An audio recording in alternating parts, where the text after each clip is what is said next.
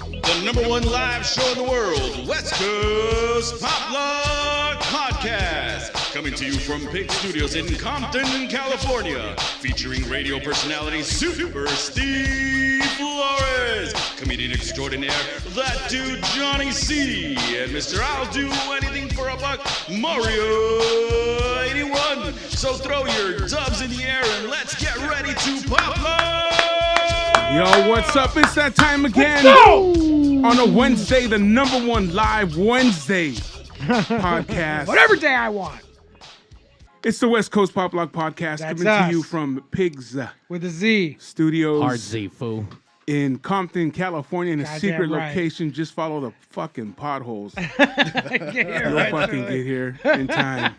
8 o'clock. That's kicking actually it a off. secret map. That is. That's that that no is. one knows. That's how. If your car you can find make the it- secret location is actually an embedded map. Yeah, To Braille. get to Pig Studios, right? Yeah, Braille. Reverse Get Braille. here. Because it's holes instead of I bumps. understand. Yeah. I got it. Yeah, it's a Wednesday night. It's a special Wednesday night. I think we've just turned into not a wrestling podcast today. Yeah. But you know, I'm always that's what I want to talk about. No, I know. That was actually going to be our original name, not a wrestling podcast. Because I try to not talk about wrestling, But but, we talk about then wrestling. that's what we end up hard not fucking to. talking about goddamn wrestling. But before we go on, we have a sponsor, of course, of Yeah, the show. We do, and they do a lot of kind of crossbreed with Lucha Libre. You guys can go check them out. House of Chingazos.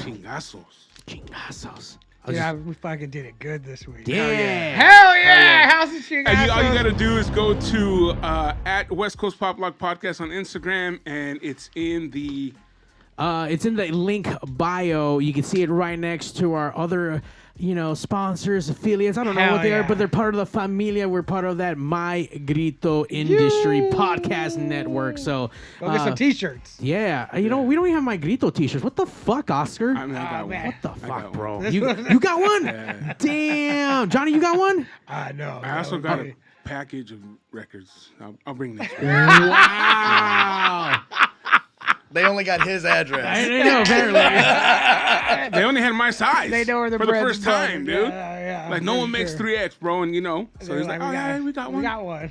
That's all we have left. They're like, we dusted off. Well, hopefully we can get branded shirts for Johnny and myself. That'll be nice, Oscar. Records sound cool too, but but they're part of the familia. We'll bark at them later on. But tonight we're gonna continue that lucha talk, that wrestling, that pro wrestling, dude. It's all about wrestling right now. That's right. So much wrestling. I don't even want to talk about wrestling. That's how much wrestling because it's infiltrated my brain with all the shit with Vince McMahon, the sad shit. I mean, with the Jay Briscoe. Rest in Fuck. peace. Rest in peace. Just passed away yesterday from a car accident. His daughter's in critical condition. She was having surgery Bad today. news. Fuck. Just And one- with that, we got a special Yeah, I guest. know. Sorry. Way to bring down the show, Well, bro. no matter what, man. I mean, shit got to be fucking recognized. This dude Yeah, fucking yeah, did for sure. great, amazing Yeah, fucking yeah, work. yeah, All the yeah, talent absolutely. across every single fucking promotion out there. I mean, what's crazy is that this dude's only like 30 something, 38. and he looks like he was fucking 60 and some he change. put it- So they're chicken farmers, man. That chicken farm life is rough life. them They're boys, never man. fucking shoot chicken farmers. That's what they got to Damn fucking raise the boys. prices on the eggs, bro. Yeah, they ain't going down soon. What is crazy though, because the next guest today continue that lucha talk, that wrestling talk. JB of Circle6 Wrestling. Welcome, sir. JB. I'm happy to be here, guys. Thanks for having me. We got to hang out, Johnny and I. Steve couldn't happen. I don't know. He was doing something with his hair or house or I don't know what the fuck, but he didn't make it No, out. I didn't get invited. Oh, you didn't get invited? That's it. I didn't get invited. What? Is You're that what it was? VIP next time. Yeah. VIP next time. And I wear 3X, bro. We make 3X. We got invited to go out to check out Circle6 from the Knucklehead Bar out Yeah. in Hollywood. Yeah. And that's the one that's the events, because I know you do multiple in different styles. Oh, yeah. That's the one that I want to go see. Barroom Blitz. Barroom Yeah, shit. barroom That blitz. fucking Yeah. looks dope. No ring wrestling, just in a bar, and it was. I mean, we talked about it. There was a podcast that was only Mario and I, the next Yeah. one, and we talked about it for like 10 minutes. Just It's 'cause awesome. it was like that. It's was fun, right? It takes a. I've been in person to a lot of wrestling shows, and I love wrestling. but it takes a lot to be like, oh, this is something completely. I've never seen anything like this. Is something completely different. Right, right. So like the compare. I was trying to think of a comparison, and the best one that I came up with was Mad Max Fury Road. Okay. The movie Mad Max Fury Road, which is an incredible movie. And basically what they did with that movie, and they were like, hey, you know how every movie has a chase scene? Let's just make that the whole movie. Like the whole movie will be a chase scene. And what Ballroom Blitz is like the outside of the ring parts when shit starts going crazy?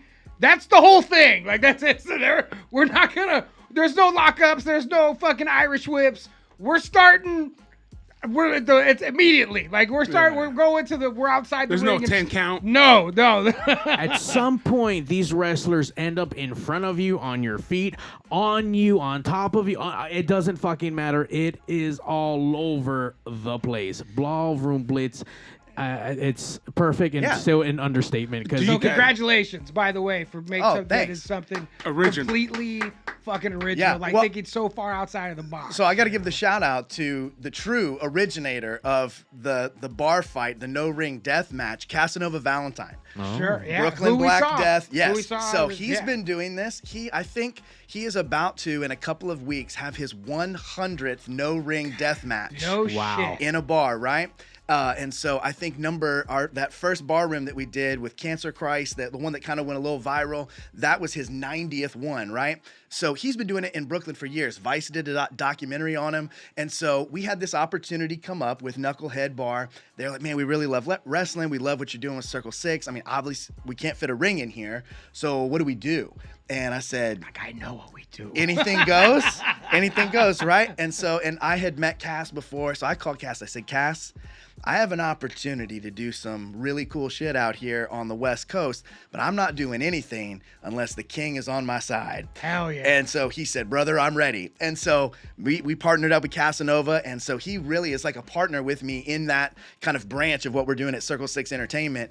And Barroom Blitz, it's taken off. In between now and WrestleMania, we're going to be in Cleveland. We're going to be in Texas. We're going to be doing actually 2 here in LA between now and then. Fuck. And the bands are going to get bigger. The crowds are going to get better. And we're taking that show all over the place. So, but yeah, shout out Casanova. He was the originator. And, when we got together, we just kind of took it to the next level. It's great to see his vision come, yeah. You know what I mean? Yeah. To become like, yeah. So tell us a little bit about Circle6. You're all over the place now. How did Circle6 even become what you are today? Yeah, so I have been kind of in the wrestling space accidentally for about 8 years now, right? I started as I started making underwear that looked like wrestling trunks. I called them Rasselroos. So that's where it started back in the day, idea. right? I need a pair. I know, right? Hey, guess what? We make 3X. Hell yeah. Hell yeah. Oh, look at that. I like it. So, so I had just started, in the wrestling space. We're selling merch. We're doing that kind of thing. And then I started a company called Lapel Yeah that kind of came out of there. So then I started meeting a lot of wrestlers, doing some collaborations. Then ultimately, I met this guy named Mike Gevorgian, who was friends with Nick Gage. And so he was kind of working with Nick to do some t-shirts and stuff. And during the pandemic, Nick was hurt. And so he wanted to start a clothing brand to kind of help support Nick during that time, right? So we started MDKAllday.com, which, took off to be a really big clothing brand, right? But at this time, I've been working with anybody and everybody in the industry. At one time, before the pandemic, we were set to take over all of Ring of Honor's merchandise game. So it was really just through creating merchandise and designing things and kind of elevating beyond just a black t-shirt. We were starting to make baseball jerseys and enamel pins and all kind of custom products. All of Taya Valkyrie's Loca by Taya wear. We make all that stuff. And let's not start shitting on black t-shirts though. Just it's fine. Listen, black wrestling t-shirts are the backbone of punk rock music and wrestling. So we've sold more black t-shirts than anything else. But every now and then, you got to do something a little different. Yeah. 100%. So we just kind of became known, my company, which is now called Slingshot House, as just, hey, we make cool stuff. We make good stuff happen. We started getting into a little event promotion. We started just, making cool shit happen in the wrestling and entertainment space. And then through just, a big, kind of circus of events, we started being like, man, maybe if we started doing our own thing, right? We started with doing our own wrestling shows, everything like that. We had an opportunity come up with, from Junior Felix, from that hashtag show, and, the Neft Vodka Company. And so everything just kind of all fell together, and it's like, all right, we're going to start running our own wrestling shows. And so actually March 19th of last year was our first wrestling show that we did. And we took off and never looked back. And so now we're about to enter season 2 of Circle6 Wrestling, but we've also branched off and we do the Barroom Blitz. That's what it's kind of a separate brand, same universe, but kind of under a different under the same umbrella. Same umbrella, exactly. Yeah. And then we're also next Thursday starting a whole new branch called 7, right? So Circle6, the name is based off of Dante's Inferno and the different rings of hell, right? So the 6th circle is reserved for heretics, right? And so kind of in an industry where guys are not really treated the best, right? Getting close to some of these wrestlers and seeing how they were treated by shady promoters and different things like that, and just they don't make a lot of money a lot of times. Like you would think that would be more than that, and just often taken advantage of and not treated well for what they give to the fans. And so we wanted to start something that is like, oh, let's have like a crazy wild counterculture idea of like, what if we just had fun and took care of the wrestlers and had a really fun, positive environment, specifically backstage, and maybe that'll translate to an even better product on stage, right? And so that's kind of what we formed it on, right? And so 7, the name there, is the 7th ring of hell is for violence. And so 7 is all death matches, right? Shit. So we've had a little bit of that hardcore, a little bit of that death match stuff in Circle 6, in Barroom Blitz, but in 7, it's all death matches. And guys, I'm telling you, you have never seen anything like this before. The match stipulations are crazy. You're going to walk in next Thursday night and you're going to see the setup for the Prison Riot death match. And when they started drawing it out for me, I was like, hold on, is this legal? Can we do this? Do we have enough security guards to ensure no one? It's going to be out of control. So that's what 7 is. So we have 3 kind of wrestling products. We have Circle6 Wrestling, which is just great, pure wrestling, kind of little something for everybody. We've got Barroom Blitz, which is kind of a mixture of a concert, bar fights, and wrestling together. And then 7 is where it gets crazy. And, we're going to mix a little music there with that. Spirit in the Room will be there. So it's going to be nuts. It's going to be crazy.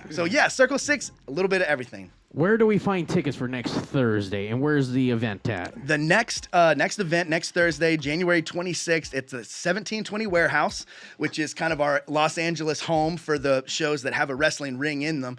And you can get tickets at circle6.co. Everything we do is right there, circle6.co. It's such, like what I hear when you say that is, you looked at it as, what can I give to the industry as opposed to what can I take out of it? Absolutely. How can I be of service to wrestling? You know, which is such the right way to come at it, as opposed to like that. Because I've been talking about since about a year before the pandemic hit. Once AEW got a TV deal and stuff, and I was like, look, you guys, wrestling is about to be back. Like wrestling is about to be fucking huge, and the pandemic took a little bit of steam out of it, but I don't know what it is in the air, I don't know why, but all I know is that cycle has come back to where wrestling is getting so much bigger.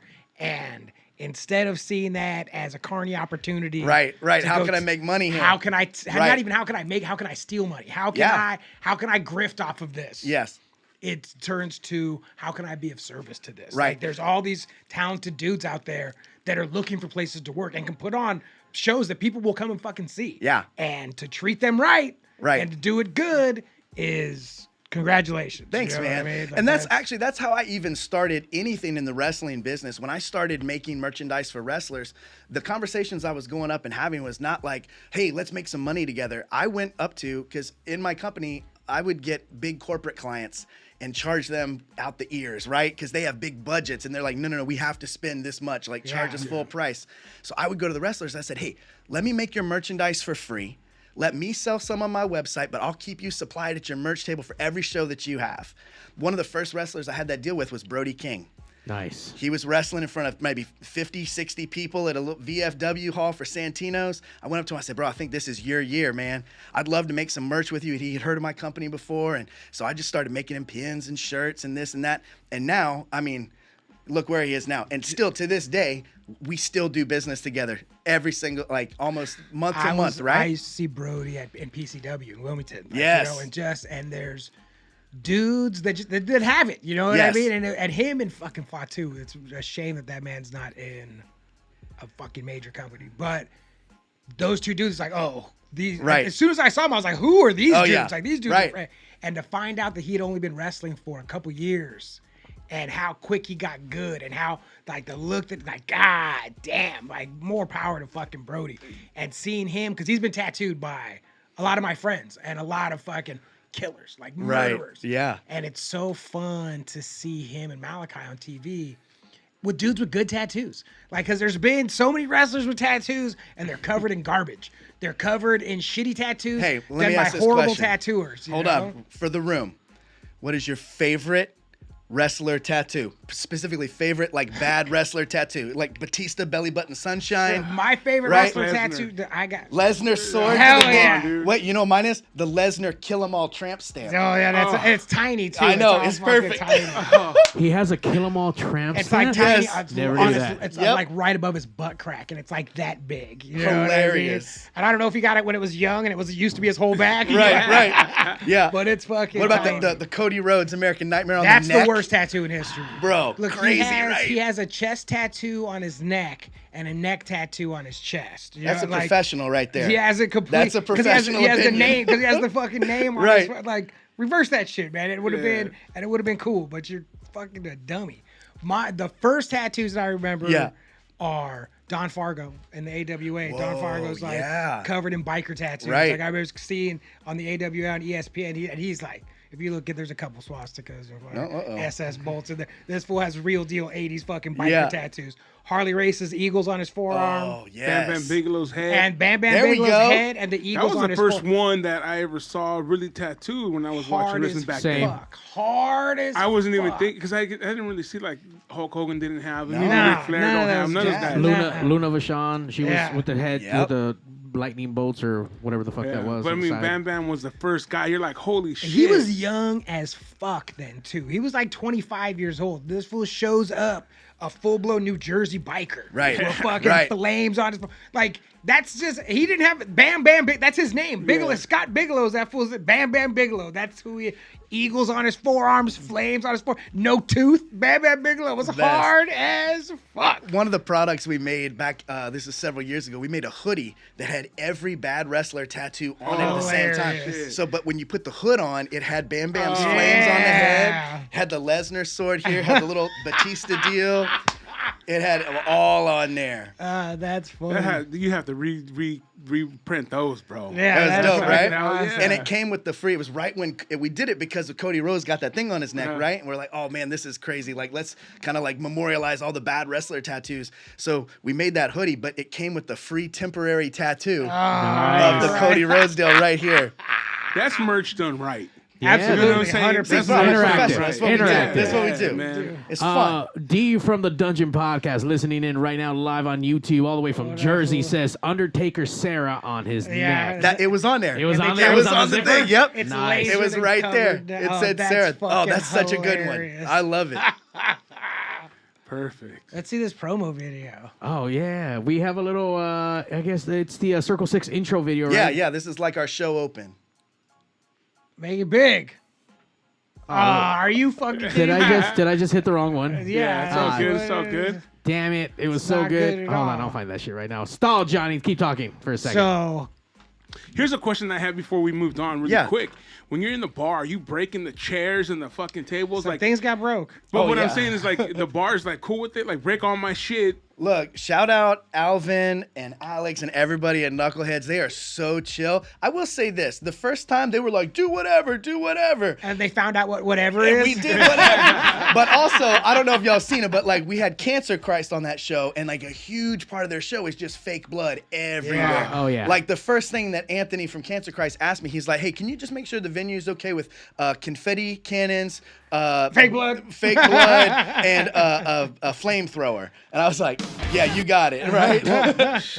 But like fake blood is not even like really truly saying what it is. This is like going to a gore concert. And you're entirely in the first row. Yeah, the first row is the whole bar. Yeah, they're actually, we don't break anything that's actually the bars. They do kind of clear it out pretty good, but we bring our own stuff. I'm saying I saw some things get broke. I don't know who owned them. Yeah, I'm just saying, you're at a bar, you're grabbing a chair. Yeah, you're grabbing a couple stools. You know, you're gonna. And then outside the bar too, out into the back. Yeah, out to the front, into the street. It was into the street. You know, yeah, picking up a bum and slamming them on you. Yeah, there was. Oh, definitely. There's been band members like some of the bands that play. They always want to get thrown around, something like that. Sure, they'll even like in the Cass is real good about like getting interactive with the people. He'll like throw the other wrestler at a guy and say, "Hold him," and yeah, it's really interactive. Involved, All right, here we go. We got this video live. Look at that, Mario did it.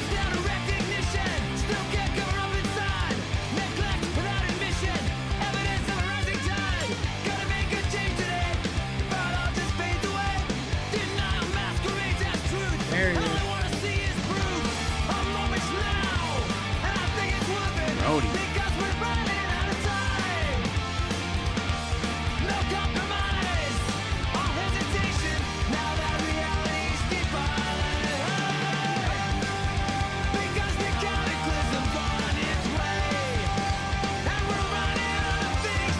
Oh, God damn.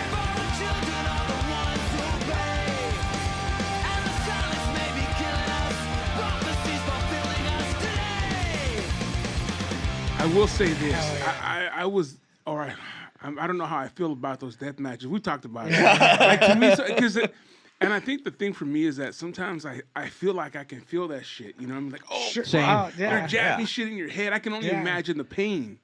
So sometimes to me it just gets a little. I don't know like, how they do it. Yeah, and I'm not into that. I'm not into that really either. It's not my thing. But those guys that are into it, man, they love it. They love doing it. They love it. They literally love doing it. They love it. Didn't what's her name? Soho, Ruby Soho. Yeah, she was just gushing buckets. Oh, of blood. that's what I was saying. I was going, God damn. That was like the most punk rock shit. Fucking that really and I appreciate. This is when I turned on the Miz. This is why I'll never be a Miz fan.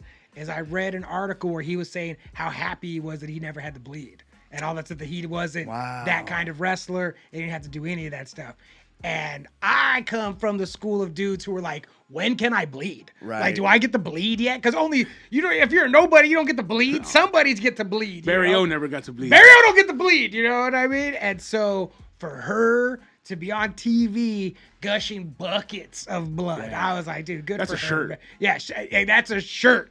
That's a shirt. Like and I know this is, obviously she wanted to do it. She's like, let me get out there and fucking get and then the thumbtacks and shit. I can feel the pain, dude. Like, fuck. It's so cool to see, like, that generation of who, like, started by, like, the first woman that I ever heard say it was Sasha Banks, where she was saying, I wanted to be a wrestler. Yeah. Like, I didn't want to be a fucking diva. I didn't want to do it. Like, I wanted to be Eddie Guerrero. Like, get me. And I was like, fuck yeah.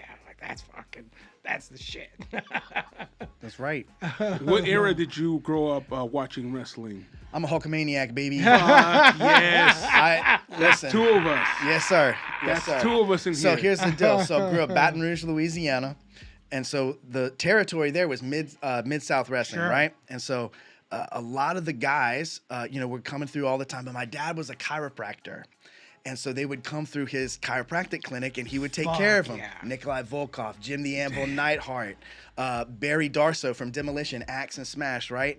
The Bushwhackers, they came to the house one time. Damn. Fuck yeah. And so they lick your head while they were there? No, they'd be doing that in the waiting room and stuff, all kind of crazy stuff. But, that was kind of like my first introduction to it. And of course, I was just like the perfect age for Hulkamania, you know? Yeah. And I just, I'm a Hulk guy. I'm a Hulkamaniac too, but I still have the bandana, the OG one.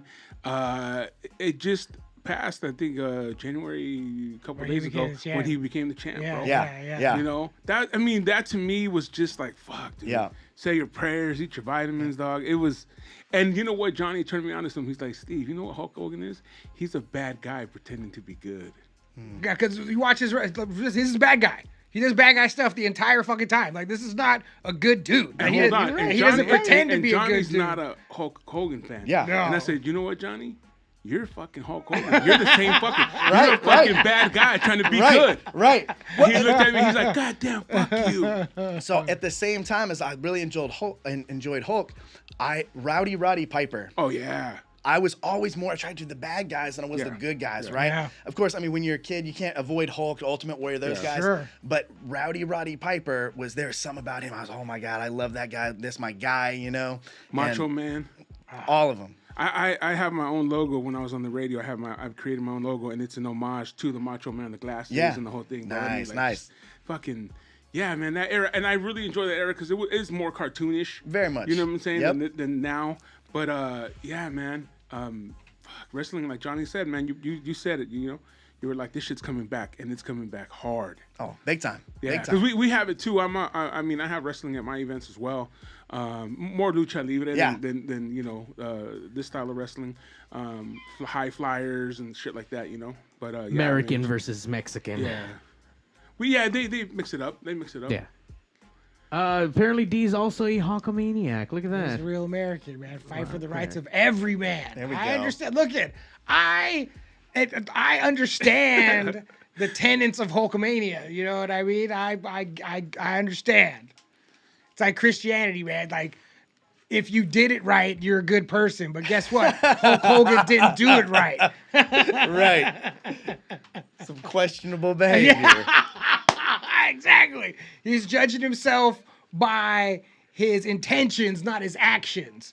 Do you know what I mean? This goes deep. This goes deep with this guy. Well, What did 'cause he he- do? look, I've What did he been do? fucking Show me on the fighting. action figure where Hulk Hogan touched you. I feel like Bobby the Brain Heenan. I've been fighting against fucking Hulk Hogan this whole time. We were right though. Ultimately, me and Bobby the Brain Heenan were proved right. You know, so get out of here. Doesn't also the Sheik also fucking hate Hulk? The Iron Sheik? Yeah. He's A lot of fucking- people hate the he Hulk broke his Sheik. back and made him humble. They said, "Oh, look at all these fucking good matches." By the way, insane. A year of existence. Yeah. You have already. These are a huge crazy matches that I've seen. Christopher Daniels. I mean, Look, that's just our first show. How did I not hear about any of I know. this? No, but remember, he was saying that he started off doing the shirts and doing the merch, so he already had the relationship. Oh yeah, we know everybody. Sure. Right. So, but this So is our then first now- time actually doing the events. But So that's what counts. Yeah. Though, getting your foot in the door, Yep. figuring Just a way knowing out. people. Right. Knowing, getting to know these people in a different. Because like you said, if you would have came to them first off and been like, "Hey, I want to do wrestling." Who the fuck's this get the guy? fuck Yeah, out. a bunch Right. of people want to. Like Yeah, Johnny yeah, said, yeah. when you're Exactly. bringing something to them, you're creating. right, there's relationship, there's trust there that I've built over the years of helping them put money in their pocket, that kind of thing. So Yeah. when I'm pitching them the idea of, hey, this is what we're trying to do, they're definitely on So board because they just- know I'm going to back it up. Right. And Yeah. you've done work leading up to this. Right. And that's what people got to understand, man. When you have a goal, you have to figure out what kind of work you have to do to get to that goal. For sure. Because there's going to be work. Yeah. And especially if you want to do it right. Yep. Like this. Like these guys are over here, looking at the matches that you have, and it's like that's your first show, and you have super quality, wrestlers there. It's because you put the work in beforehand. Right. So this all starts when I'm like walking around the parking lot at SummerSlam in 2014 in LA, handing out flyers for my underwear company, right? So it's like all of that is kind of led, to this. But last year, Circle6, we did 16 live events Fuck. holy shit. in an 8-month window. Right. So most promotions, when they start, you're going to run maybe 3 or 4 shows a year in the same city and just kind of try to build. But right out the gate, we're like, we have to make a splash and we have to make a splash nationwide. And we had the right partners to make that happen. So we ran 16 different events, I think in 8 different cities. And so it's a Holy national company, right? So there's 16 Circle6 wrestling shows that you can watch on independent wrestling, IWTV. They're all on there. You can go back and you can watch them, and it's over 100 matches that have been broadcast. So You travel to the shows? I went to every single one. Fuck. Yep, Got to. That's fine. got to. That's your product. Look, that's the answer that I was Right. obviously hoping for. Right. Like you say no, it's like, oh, I guess he's not as cool Now, as I I thought. got a friend you know? that does like Drunk in Public or whatever. He does a bunch of punk Yeah. shows and stuff, and he goes to every single one. Yeah. By the end of the summer, he's like, "Fuck you, I'm off to Hawaii. I can't." Right. You know what I'm saying? Yeah. And yeah, I asked him too. I go, "Do you go to every fucking single one?" He goes, "Yeah." Yeah. I got to make sure this shit's what I want it to be. Yeah. You know. So, just So between right now, our first show of the year is January 26th. The next one, the 7 taping, right? So between there and then WrestleMania, I think we have 10 live events just in the first quarter of this year. So we're already doing way more than we were doing last year. Yeah. Wow.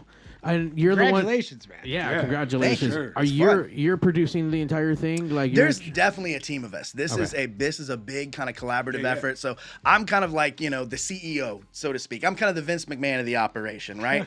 I deal with the big picture stuff, make sure everything is taken care of, right? But we've got people that, we've got like the whole team. Like we've got like the wrestling guys of like, hey, we kind of work with the wrestlers and we kind of, make sure the matches are going good, make sure the ring crew is good and all this. We've got the production guys. We've got, there's, I'd say no less than 10 or 15 people that make these events happen, on that actual day. But it's been awesome to so far, and just kind of see everybody wants to be involved in wrestling. You know what I mean? Especially fans and stuff like that. And so, but kind of developing that team and making sure everybody kind of has the same mindset about it as well, and that we're all here kind of for the same reason. But it's definitely a team effort. It's hard to do that because you started off. You're like, I didn't go into it looking for money. I went because you loved it. You know what I'm saying? Oh, we lost an insane amount of money last year.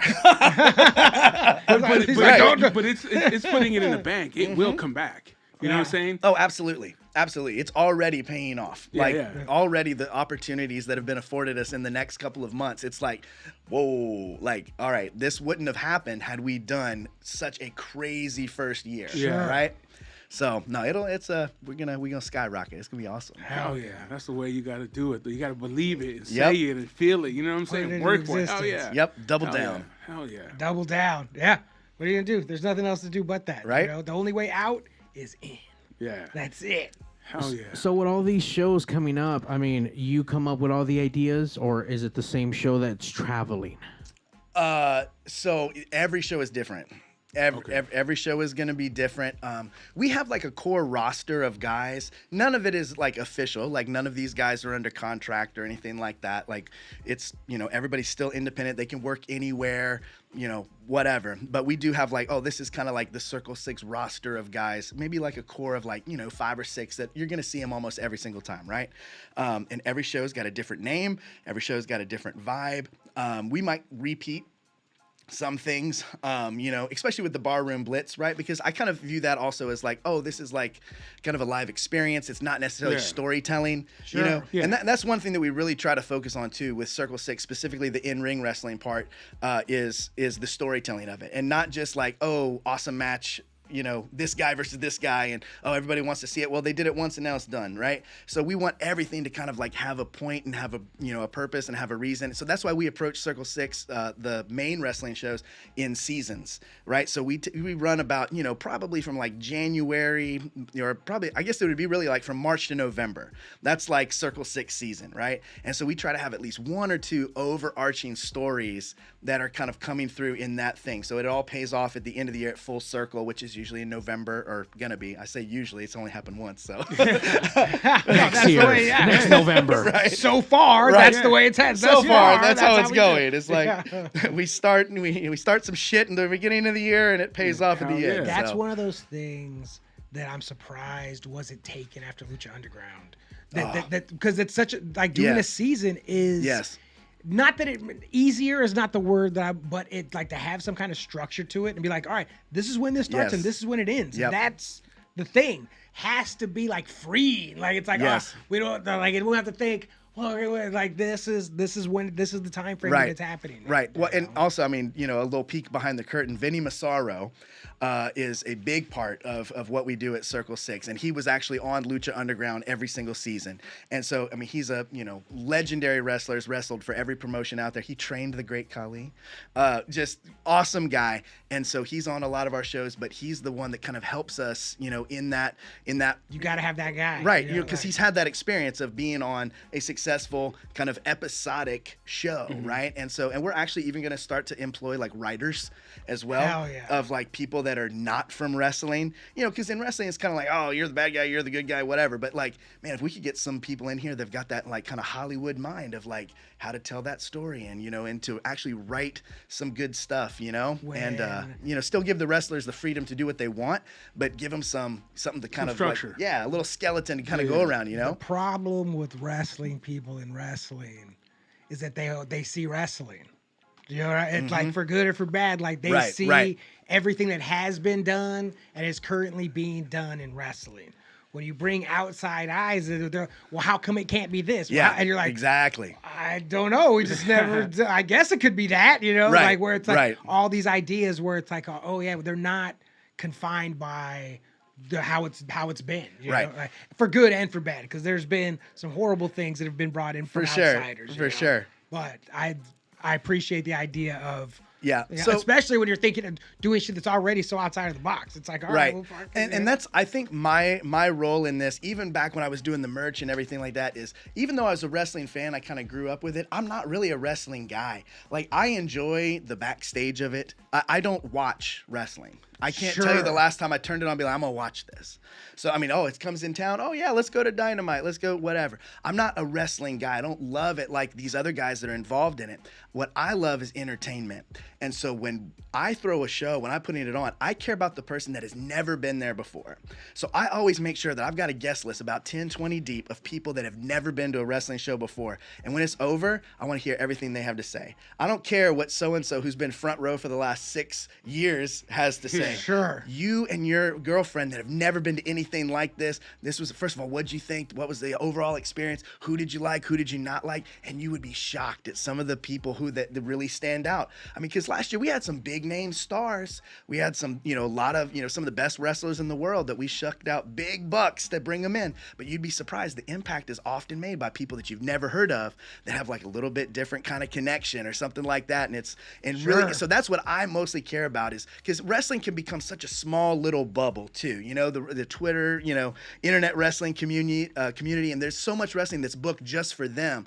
I want to create a show that you could put in any city in America and have anybody from a farmer to a finance bro show up and be like, this was awesome. Sure. Right? The deathmatch stuff, that's not for everybody. That's for a wrestling bubble. That's for a very specific niche of people. And that's why we're kind of giving it its own show, because, you know, you can't just bring everybody off the street. It's Circle like having 6. like a death metal band. You know what Exactly. Death metal is like, it's its own thing. It needs to be its own thing. Right. You know? And you so, can't just have Cannibal Corpse. You can't have Britney Spears and then Cannibal Corpse. Exactly. You get it, right? So Barroom Blitz is kind of a way to kind of draw people in to be like, oh, maybe I like wrestling. Well, so they'll go to a barroom show and be like, who knew that this could be fun? And then they might go to the one that's in the ring, right? Sure. That type of deal, which is, you know, instead of I just showed up to a bar, it's $20, cool band that I like, some guys fought, it was amazing. Oh, those guys are back and they're doing a real wrestling show. Oh, I'm gonna get a ticket to that this time, right? Yeah. So I care about the average person, right? Sure. So that's really what Circle 6 kind of exists for. That's why we call it Circle 6 Entertainment, is the umbrella company of the whole thing, because we want people to walk away being entertained. There's enough good wrestling on the internet to last people a lifetime. You couldn't even watch it all right now if you tried. Nope. So we're kind of trying to do something a little bit different, where it's just anybody off the street could come in and they would know what's up. They don't have to know the backstory or know that, you know, this guy got canceled 2 months ago or, you know, whatever. Like, they just, oh, this guy's big and he threw that guy around, you know, and they love it. Yeah. I remember when I told you that night, but there was a guy, I don't know if this is one of the guys you're talking about. But a guy standing next to me who didn't look like he belonged there at all. Right. I heard him tell the girl he was with, I didn't think I liked wrestling. You know, and but he was having the fucking time of his life at the fucking show. You know? But like you said, because it's not wrestling. Right. You know what I'm saying? Yep. Like, I mean, it's wrestling characters are in there, but he's taken it out and created something else. You know what I'm saying? And it's almost like the food scene. People, you know, everyone makes tacos. You're just making them different. Right. Exactly. For everybody. Yep. You know what I'm saying? I like that. Because I mean, you go into somewhere like a bar, and then these guys come in and go wild. It's just like Lucha Vavoom as well. I mean, I was thinking the same thing. Oh, like, so fun. He works. Mario does a production at Lucha Vavoom, and it's amazing. Like I was saying that is I said it's not a wrestling show. This is a spectacle. Yes. Like that's the whole. This is a fucking spectacle. You don't have to like wrestling. You don't have to like. Although it might help. You know who I would like to see every time at fucking Lucha Underground. What do you mean, Lucha Vavoom? Lucha Vavoom, yes. Chickens. Oh, bro, those guys are great. But that's what I'm saying. Like I've taken so many people to that show, invited people to that show, and they go and they say the same thing. Yeah. Like, oh, fuck, I didn't know I like this shit. Yeah. And you go, you have some drinks, you hang Yep. out, and yeah, I really want to go to one of the Barroom Blitz. Ballroom Blitz. The other stuff, I'm gonna check it out. I'm probably end up going to one of those too. The 7. Yep. January 26th, Thursday. downtown LA, folks. Warehouse. Thursday. That's the night to be. 1720 Warehouse. I forget what street that is. I did a show there. It's 16th great. Street. 16th Street, guys. 16th Street, downtown. Did you do Sad Girls Crying? I there? did. Sold that motherfucker out. Fuck yeah. 1,200 fucking people in that bitch. Hell yeah. So good. Out of all these matches so far, I mean, I know you say you don't really watch. I mean, how do you, I mean, you have the wrestler to help you, but I mean, from there, I mean, are you booking all the matches or are you letting someone else do the booking for you? Oh, we have a big old group chat on that one. So actually, that's what I spent a lot of the day today. We basically booked out everything between now and WrestleMania. All the cards and kind of who we want to, because we've got that core of guys, and it's just kind of like, all right, what stories do we want to tell? Who's available? And then also too, the hardest part of all of this is we're taking a circus on tour, so like we have to find the right venues, and that is very, very, very difficult for an upstart company because any independent venue in a large city during the pandemic, most of them had to shut down, and they got bought up by Live Nation or AEG or something like that. And so now, the price tag on those places is insane, right? Exactly. So, and that's even if they allow you to come in, because most of Live Nation, they're not gonna. Nope, you're not Live Nation. You can't book here. Fuck you. All recessions are a transfer of power. I repeat, all recessions are a transfer of power. That's all it is. So Vince McMahon. Yeah. So that's definitely a part of it too. Is like trying to plan out the tour and everything. So no, we book kind of all collectively. There's and we also allow the wrestlers like some input too of like, hey, like who do you want to work with? Like what do you want to do? Right, because you know that they're going to put more into it if it's something that they really want. So a lot of it is like, especially going into WrestleMania, since every wrestler on the planet's going to be in LA. So we called some of our top guys. We're like, hey, WrestleMania week, you got one match. Who is it? And all right, let's see what we can do to get to there. That kind of thing. So who do you want to who do you want to let slam you on these fucking thumbtacks? Right. What's a dream match for you? That kind of thing. That's fresh, though. That's good though, because sometimes they never ask the quote unquote worker. You know what I'm saying? Right. Here, just do the job. They're just told what to do. Yeah. Well, now that's awesome, because I bet you as a wrestler they have guys that they would love to work with, or somebody. Like, fuck, I really want to wrestle, against this cat or that cat, just like just like anything else. Yeah. So I mean, everything we do from top to bottom is collaborative and just teamwork majorly. I don't know enough to get anything done on my own. I've done, I can do some things on my own, and everybody has like their specialty too, right? Like, I'm the one that kind of work a lot on the business end and just kind of the overall scheme and vision and getting us to a place where this is a, international product. But like, we've got people that specialize in production, people that specialize in the wrestling, the creative, and even, the design of it to make it look cool and, that kind of thing. Putting the right people, knowing how to find the right people. I'm a coach, man. Right, exactly. I'm a and coach. Put those people in those places, like that is that Put is a me in, skill. coach. Yeah, Put that me is a in. skill. We got offense coordinator, defense coordinator, we got special teams, we got all that. Yeah. Knowing how to delegate and fucking oversee, like that's a skill, man. And are you traveling with all your in-house production for everything and all your team, and or are you having to hire like different things when you go different places? So this year we're actually gonna probably be able to be a little bit better about that. Last year it was like, Wow let's West, just see make what we this can shit do, happen, yeah. Right? I mean, there was times I was like, I don't think we worked with the same camera crew twice, Wow. But this year, the way we're scheduling things, and then also too, just like with relationships that we made last year, we have a much more solid, like, okay, this guy is going to be there every time. This guy will be there every time. So, I mean, ultimately, we'd love to get to the point where, there's trucks that drive and it's just everybody the same way. And it's a team of 20 guys that rolls in there. We just make it happen. But, we've made some really good friends across the nation that kind of help us get some stuff done. So, hell yeah. With all the independent wrestling going on and all these other things, what gave you the just the thought in your head, like, fuck, I can pull this off. Because on this show, we always like to talk to people like yourself that are doing it, that are making it, the things that, convinced you to keep going, the things that made you want to continue to do it, the things that you saw the giant in the room, like, fuck, there's so many of these fucking things going on, but I'm still going to do it because I want to. You know what I'm saying? Right, So right. when people listen to the show, we always hope that they get motivation to continue on with what they're doing. Johnny does stand-up comedy. I do radio. Mario does production, and he does all kinds of stuff. So we continue to do the things that we love, even though sometimes it doesn't pay. Right. Or, but it's a labor of love, and we always come here to re-energize the batteries so that the rest of the week we can fucking finish hard, Yeah. So we bring guests on like yourself that are out there doing shit like this. Right. Even though the landscape looked fucking just overwhelming, what kind of things push you and motivate you to keep continuing to do it?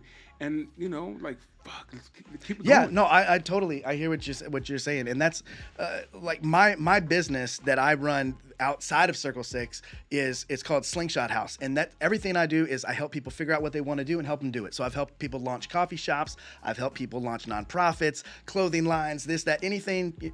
The big work is helping them find it out, right? Mm-hmm. And so over the years, of working and kind of building this team, like, we found out that, like, man, we're really good at, like, making stuff cool and fun. And that was one thing that we kind of saw. If you look at independent wrestling, it's all kind of the same.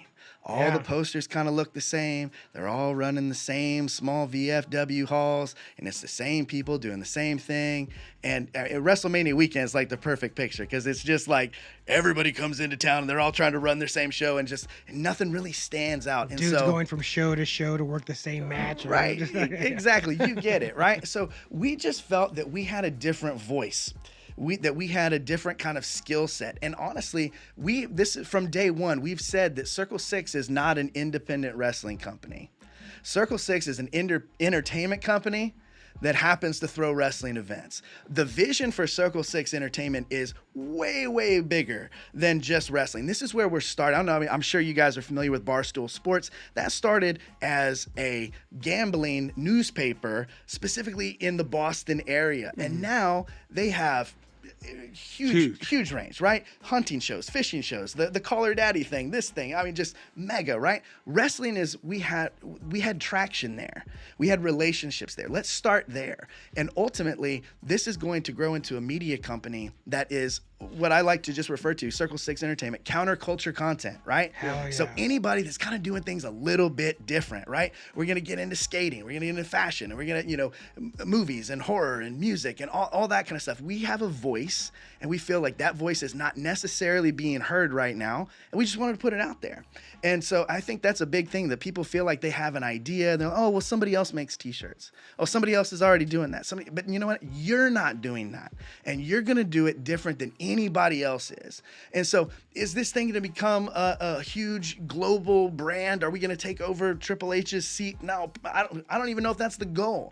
But we have a voice. We have a style. We have some things that we really believe in, and we want to put it out there, and specifically in the way that we want to build it, where everything is fun and it's very collaborative. And that was just something we didn't see, and we wanted to put it there. I want to make stuff that I want to go to. Yeah. You're not going to get me to go to an independent wrestling show. But I'm probably going to go to Barroom Blitz, because that's kind of badass. Yeah. You know what I mean? Yeah.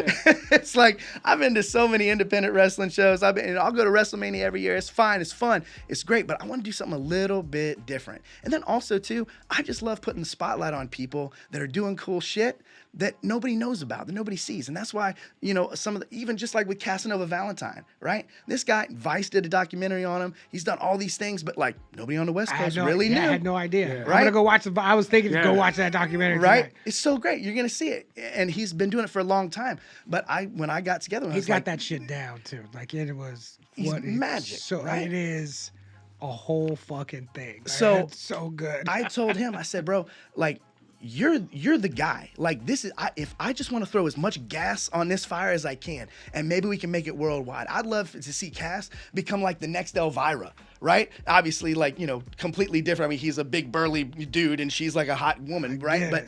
But like, he could host horror things. He could anything his name is attached to, right? And just to turn up these personalities that like are doing the coolest stuff. He's an artist. He hand draws every poster for his shows by hand, like just incredible. But like, I want to shine the spotlight on some of those underdogs, some of those guys that have been doing it forever and nobody knows, right? And that's what Circle 6 is for. Circle 6 is for the underdog. Circle 6 is for the guy that is maybe, had made mistakes in the past and needs a second chance. The guy that, everybody had forgotten about, right? And you bring them in and let's do something cool for the people that, it's maybe this isn't for everybody. Maybe I'm not into WWE or AEW or this or that or this, but let's shine the light on some people that are doing cool stuff that nobody's really heard about, right? So that's us. That's Circle 6. That's why we do it. Hell yeah. Hell yeah. Hell yeah. Where do I sign up for an application? Yeah. I'm fired up right now. Like, hold on. Army. Part of that Circle 6. Shit. It's like such a punk rock way to look at it. Oh, yeah. Join the heretics, man. We out here doing it different. Yeah. By the way, I just heard earlier that he went through so many camera people. We need to get Pigs Media Productions on that list. I felt your dick getting hard from over here. You didn't hear the table go. He started saying production people, cameras. The Boing, table was like, that's awesome. You're speaking my language. I was about to put on my running fucking camera vest right now. Listen, I saw that and I was like, I need to find out who knows how to run that. This him right here. He's ready to. I have a crew and a team. He's ready to audition, Coach. Put me in, Coach. Put me in. Well, even just, this is like, we haven't really said this publicly yet, but so 7, the deathmatch thing, right? Traditionally, deathmatch wrestling has been presented like in the worst, most horrible production, just crappy, nobody cares, just awful, right? And so our 7 shows are not live streamed. We're taping them in a more cinematic fashion that will then be edited down, highly produced, post-commentary, everything, and we're going to release it episodically for everybody to see. So you can come to the tape. Shine it up. Yeah, we're shining it up. We're trying to do things a lot different. Deathmatch wrestling has never been shined up before. Right, we're shining it up, present it different, slow motion, higher resolution, better angles, that kind of thing. Because ultimately, this will lead. 7 is leading to King of the Death Matches, which is the tournament that has been running for years, but Circle 6 Entertainment bought the rights to it. Did you really? Yeah. So King of the Death Matches is a Circle 6 property now. Are you gonna do it out here? Or are you gonna do it in the same place? Well, we will not be releasing the location information just yet. Sure. That will be a special announcement. Actually, decided today that we'll announce it during WrestleMania week. Oh shit! Yes. How long has the tournament going to be going on at happen? Has it been happening every year, or has there been a gap? I believe that there was a small gap, but it has recently, he picked it back up, I believe, like 17, 18, 19, 20. Like they were doing it all the way up until last year. But yeah, I think there's been 14 or 15 winners. Dude, that's like, it's King of the Deathmatch. You know it's huge. What I mean? Like, That's fucking. No, we're doing it. It's going to be, But that has to be presented completely differently, right? We're even building a special ring. Oh, hell yeah. Like nobody's ever seen this one before. Like, it's in that vein, it has been done so much. Like, like the punk rock thing, where I think a lot of them wanted it presented like that. Mm-hmm. You know what I mean? Like, this isn't supposed to be. I don't want a good cameraman. Yeah. I want a dude who's fucking pointing the camera over there and doesn't even get the, and it's like to go, no, man, like, let's fucking, let's do this right. Let's show people this beautiful. Let's show people what it actually is. Let's judge it on its merits, not on, your shitty production. You can't have these guys go farther to make it more popular. It's already gone too far. Exactly. So we're going to kind of like, let's reel it in just a little bit, but make it look really, really good. Give you guys some more creative things to play with. Make a deathmatch playground, right? And just put that thing out there and present it in a way where it looks a little bit, like you said, Mad Max Fury Road, like something that's very highly produced. That's where we can grow this and get the popularity out there to where, this is something like, all right, like how would ESPN put out a deathmatch? Like, that's how we're thinking about it, And it is. It has to. It's gone. It was too far a long time ago. Nick Gage, he died. He died. This had to be helicoptered. He died. And still wanted to finish the match. And it was too far before that. It was too far before Nick Gage died. You know, and That's it. It's like, look, man, and it's such a good way to think. You've gone as far as a human body can take it, and it's only still this big. Like, how about we try another avenue? We try some different things. To see if we could get you guys fucking bigger, not to take away from this, to add to this. To have, like, God damn, gotta make it palatable for more people. Right. Bigger pops, less pain. Yeah. Right. Look, I'm from the Bret Hart School of Wrestling. It's supposed to look like it hurts, but not actually fucking hurt. You know. That is, not same here. You know what I mean? That's why when I see that, I'm like, fuck, that has to hurt. But it's because then someone comes along, and Mick Foley's the fucking someone as Cactus Jack, who took it where it was more serious. Like, it's like when this fool was in there, anything could happen. Right. He was like, and the things, unthinkable things that was like that no one would ever fly off the top of that cage. And he was like, oh yeah, well fucking here I go. You know? And even before that, doing like the elbow drops to the outside on concrete and all this shit that he used to do was like no one ever did this shit before. And you know why? Because they were fucking smart. You know, they didn't do this because they knew it was bad. You know, that's why they didn't fucking do it. But you come on, and you're an artist. Like, he's an artist, and he saw that this was his art. This was his way to make his art, you know, like, and doing it a little bit different because he wasn't going to be able to make it doing it how everybody else was doing it. Yep. He had to find his own way to do it. That was a little bit fucking different. Not palatable. Cactus Jack was not palatable. They put this fool on fucking TV like back in the day, but he was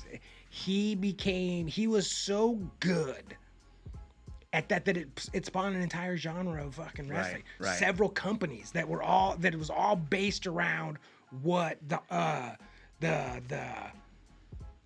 what is it, like the body of work of of Mick Foley, like all built on his back. And it's like, but this fool's Oppenheimer. You know, he built the fucking, this fool built the atomic bomb. And and Nick Gage in the helicopter was that bomb going off, you know? And it's like this, you know, like that was, it's like, all right, we fucked up. Like we fucked up, you know? And it was something that was so predictable and inevitable.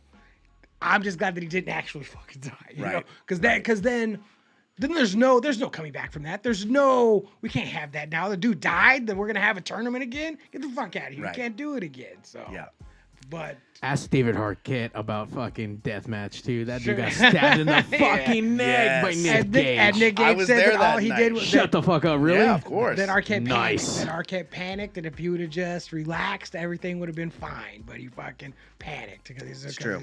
Yeah, like, it's true. And I get it, but I'm not saying that I wouldn't have fucking panicked. I was gonna say, how do you not panic when there's a felon trying to stab you with a broken light tube? Yeah, like, I mean, I understand. I don't want Nick Gage trying to stab me either, but you know, I didn't get in that ring. As you were telling your story earlier, when you did the MDK gang and started the merch, I actually got to film Nick Gage right before that happened. Like, really? During COVID, we did a summer sizzler out in San Diego, and I remember that show. That shit was I wasn't wild. there, but yeah, my guy, I think Mike was the one that took him down there. Yeah, it was wild, man. That's to see Nick Gage up front, and this is when I first started fucking recording. I was like, what the fuck? That's another dude that the mechanics of wrestling is not something I've ever been interested in. Right. Like, what you guys are magicians. What you do in there is magic. Yeah. I'm not interested in how that's done. But I respect the shit out of it. But I'm not judging people's work rate and fucking blah, blah, blah. But there are people that feel real and feel dangerous. Yeah. And Nick Gage is that dude. Oh yeah. It's like, this is Fatu. That's why he's my fucking favorite dude. But with Nick Gage, it's like, oh, like, this dude's in trouble. Like, the other dude in there, like, this fool's in trouble because that dude don't give a fuck. He's about to fucking, he's about to kill you. You know, so, like, I sincerely appreciate about that. Like, wrestling is such a wild art that these people become their whole life. Like, this is, like, they're this dude. Like, Ric Flair is addicted to being Ric Flair. Like, he couldn't stop ever. Yeah. And Ric Flair's not him. This is a character that he fucking created, and now he's him. The Undertaker is the fucking Undertaker. Like, he can't not. They've become that thing, and it's like such a wild piece of art where that happens. And wrestling is really the only one. Like, I mean, I guess there's music too, where those dudes, they're not going by their real names. Like, a bunch of dudes that create these characters that go out on stage. Like, it's wild that, but if someone sees like Gene Simmons out without makeup on, they're not like, oh, this idiot ain't the fucking from Kiss. Like, he's just some dude. They're like, they understand there's a separation. Well, the rest of you don't get that separation. It's like, you're those dudes, you're that guy. Especially back in the day. Now people get it a little more. But back in the day when you had to live your gimmick out there fucking 24 hours a day, woo. Serious. Eddie Kingston too is another guy that I think that feels very real and very dangerous. Where it's like this fool's about to fuck fools up right now. By the way, I did get to meet him. Coolest dude though, like to bump into, like in the fucking went to go see Jeff Hardy downtown and then the whiskey and shit. Yeah. Oh, how was that? Tell him, Mario. No, tell me the truth. Tell him. I love Jeff Hardy so much. We did an event that night with Malachi and Brody. We did like a big House of Black first sermon thing. So I didn't get to go. But what is the Jeff Hardy live experience like? I will say that dude has a lot of fans. The energy in their room was fucking insane. Frankie's Kazarian band played that day too. We actually got to interview him. Gutter Candy's been in here. We did a live set with them. Great energy. And it's obviously just fucking Jeff out there. Great energy. Great energy. That's the best way I can put it. It was great energy. That was fucking very nice of you, Mario. She's You're nice. a good dude, man. Yeah, she's cool. She's cool. She's nice. Good attitude. I would definitely go. I tried to get a signature, and I waited over an hour, and the line did not move. I'm like, I'm going home. Or no, an hour and a half, dude. And I'm like, no, that's good. I'm cool. But I got to meet a bunch of other fucking AEW people there. Matt Hardy, I got to take a picture with him, and Eddie Kingston, the fucking Dark Order was there, and it was fucking rad. They just popped in like, oh, we're here to see fucking Jeff Hardy play, and then a week after that, fucking the whole fucking DUI bullshit. Yeah. So lame. Hopefully we see him soon. There's a lot of reports, so I don't know. Get some shit going.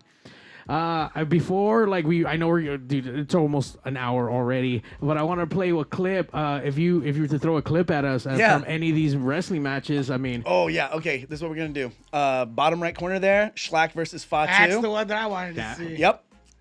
So that would be the one, and I would recommend that you go. Chris Van Vliet, shout out. Oh, shit, nice. Yeah, ring announcer for the first show that we did. All right, so you're going to go, we want to go pretty far to the end. We want to see the finish of this match, right? So, yeah, if you go ahead to the 10-minute mark. There you go. So we got the pane of glass set up there. And then, oh, yeah, boom. Oh. That's some big, beefy boys right there. Schlack, the human meat grinder. No sells the glass.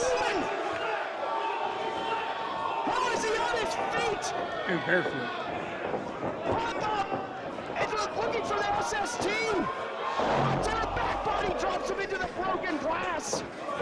And now the killer. Dude, his moonsault. He's all the stops. Pavo maintains the West Coast Pro Championship. He does. I love Fatu. I will say this. I would like to give myself some props. That match was my idea. Hell yeah, that's a good idea. I said, you know who we got to have on the first one? Schlack versus Fatu. That's good. And then the guys, Samoan dropped through the glass. And that was the punch up, right? See the collaboration? Nice. Look at that. He's pissed. We're back up already. Hell yeah. That was an incredible night. There's another man that it feels very real and very dangerous. I saw him clothesline. Have you seen that clip online with him clotheslining that dude? Some fan that tried to get him in. Fatu fucking just. I was like right next to that guy. I was like, oh. He almost got clotheslined. Yeah, no, Brian Cage tried. Oh, was it Cage? Someone tried. He tried to power bomb Everfly, and then me and my brother we had to run away. What is all this fucking chat there here? Oh no, it's still the Booker man. It's all the other stuff on there. Yeah, man, I know. I see it now. Yeah. Never mind, you just kept it away from me for so long. God, so when does Circle6 start back up? I believe that the first Circle6 show is going to be now we can just March. Oh, okay. March 11th in Cleveland, Ohio. Oh, shit. Hell yeah. Yes, March 11th, Cleveland, Ohio. Now, I will say this. Definitely stay tuned because there's going to be a lot of stuff happening leading up to that show, because we want to tell the story not just at the shows. We want to tell it online in the promos, in the the YouTubes, the chats, the this, the that, everywhere. So that is going to be our first big pay-per-view back March 11th in Cleveland, Ohio. It's a 24-hour world, It's fun to be able to play with that. But between now and then, I think we have 3 7 tapings, 3 barroom blitzes. Shit. Oh, wow. Yeah. So I mean, there's a ton. That's 2 months from now. Yeah. No, we've got 8. He's like, yeah, exactly. Yeah, exactly. 8 shows at least in the next 2 months, and then for WrestleMania, we haven't said this either, but we're going to go like. We haven't set the exact amount of hours. Right now, it's at 48-hour nonstop live stream show. Really? Yeah. So No you're talking about shit. like wrestling on the show, or like just a talk show? Like, It's everything, baby. Everything. Music. Everything. Yeah. You have no idea. We are about to throw a monkey wrench into WrestleMania weekend. 48 hours is serious business. It's going to be out of control. That's awesome. Hell yeah. I don't recommend you stay there for all those times. You need to get some sleep. Well, A little bit.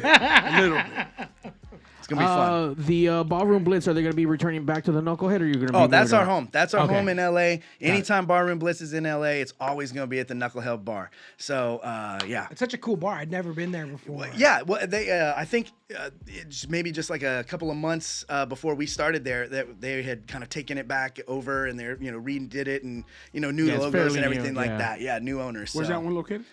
Hollywood. Santa Monica Oh, Boulevard. yeah. Yeah, Okay. Like that. right in the heart of Hollywood. Yeah. So. Shout out to Al. He's we work together on a few little things here and there. So Oh, that, yeah, yeah, trying to do he's it. Couple awesome. of little things. Yeah, little things, I little just forget like that. Yeah, just little things. But it's a really cool fucking rock and roll bar, man. You can find all kinds of fucking riff raff and fucking awesome fucking people in there.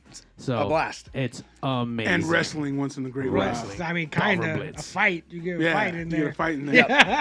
The next Barroom Blitz is February 17th. Oh, shit. February 17th. What day is that? In LA. It's a Friday night. Normally we do Thursday nights. We got a Friday night spot, February 17th in LA. So that's the next to rock LA and roll. one. Ah, damn it. Yeah. You're Sorry. gonna want to What are you cancel doing? that, Sorry. buddy. Fuck. Yeah, whatever you're doing sounds lame. I know. I'm gonna go be sad with some sad boy music. I will Damn be. it. I will Damn be it. at the Knuckleheads bar. I know. Hell yeah. Oh, take Steve with you to make sure Yeah, he go ahead, Steve. to show up early and go Friday get some parking. For sure. Yeah. Where can we, give us your socials, your web, everything? Yeah, for sure. Everything is the website is at circle6.co.